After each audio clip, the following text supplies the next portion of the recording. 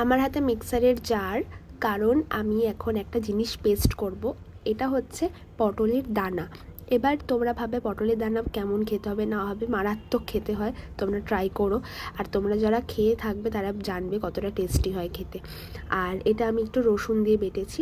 পটলের দানাটা ভীষণ ভালো হয় খেতে, তোমাদের দেখাবো লাস্ট। আর এখানে ডাল বাটছি, ডালের বড়া হবে বলে এখানে সব ডাল বেটে নেব। এটার মধ্যে আদা, রসুন, পেঁয়াজ আর নুন আর কালো জিরে দিয়ে মাখা হয়েছে। আদা রসুন পেস্ট আমি ওখানেই করে নিয়েছিলাম, দেখতেই পেয়েছো। তেল গরম হচ্ছে, বড়া হবে। তারপরে আমি স্নান ফান করে চলে এসেছি, আমার লাঞ্চ নিয়ে বসে পড়েছি। দেখতেই পাচ্ছ পুরো কাসন্দির মতো দেখতে লাগছে, কিন্তু খেতে মারাত্মক হয়। তোমরা অবশ্যই ট্রাই করো বাড়িতে, আর যারা খেয়েছো তারা কমেন্টে জানিও কেমন লাগে। আর আমার তো খাওয়ার টাইমে নুন মাস্ট লাগবেই।